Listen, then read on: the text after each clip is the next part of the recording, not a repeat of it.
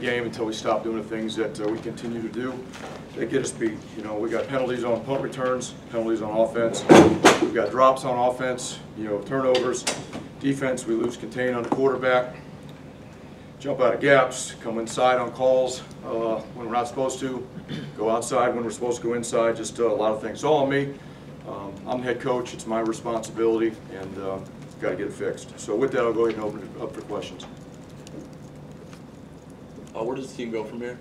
Same place, you know, that we've talked about before. We keep working, and you know, we got a lot of work to do. You know, we got a lot of things to clean up. What's the message in the locker room to the guys after? That's between me and the guys. Chris, how would you assess Art's performance? I had 3 interceptions. You know, that's not good enough. Threw some good balls, obviously, had a lot of yards, but we got 3 interceptions, and we had some issues in the red zone with that. We saw Gio warming up. Were you close to pulling him at some point in the second quarter? No. Will Lewis a tight end be a permanent thing, or is that still experimenting? Still experimenting. Obviously, Jerome Washington was unable to play today due to injury, so it was something that you know, we thought we'd try to do because of numbers. Did Justin tweak something before the game? Justin had hurt himself during the week. I should say he hurt himself during the week. He was feeling some pain last week in the game. Did not practice this week. We tried to go out pre-game, couldn't do it. Chris, you mentioned the run fits earlier in the week. You've played several teams now that have had these big, open, long touchdown runs, long runs. How do you fix that at mid-season when I know you guys you're practicing, it's just not changing? Yeah, well, you're right. You know, and we got to figure it out. You know, I've been doing this a long time, and to play team defense, you got to be disciplined. You know, one of the things I know our players are doing is they say they want to make plays, and plays will come to you when you play the call and are in the right spot.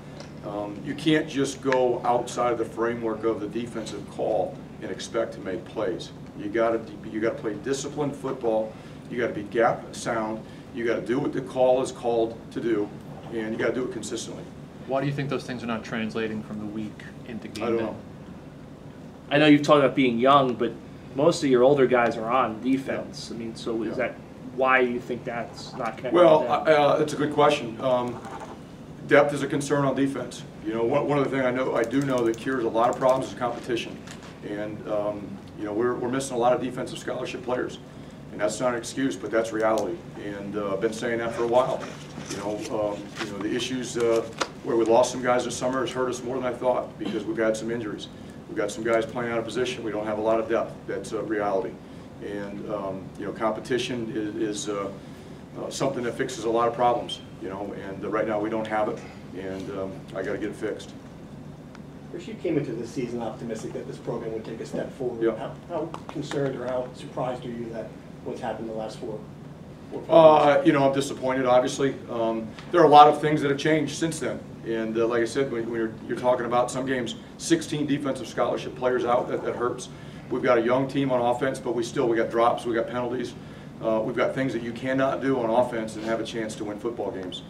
They continue to happen. And, you know, it's a lack of focus, you know, a lack of attention to detail. You know, something's got to be coached differently.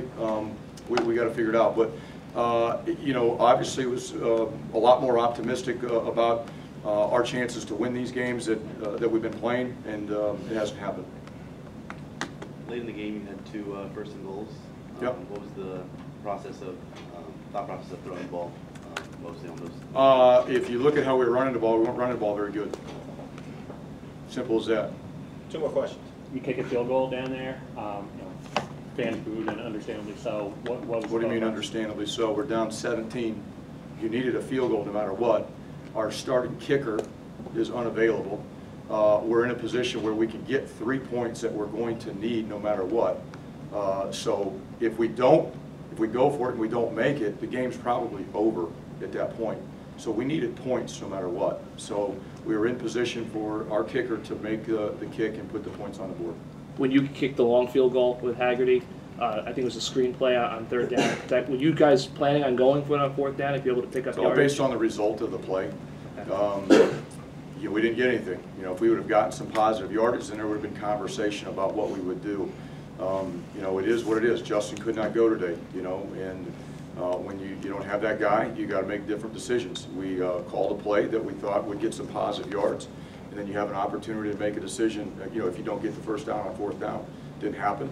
We're in a situation, you know, we could either try to go for it, punt it, or try to kick it. Try to kick it. Thanks, Coach. All right, thank you guys. Thanks, Chris.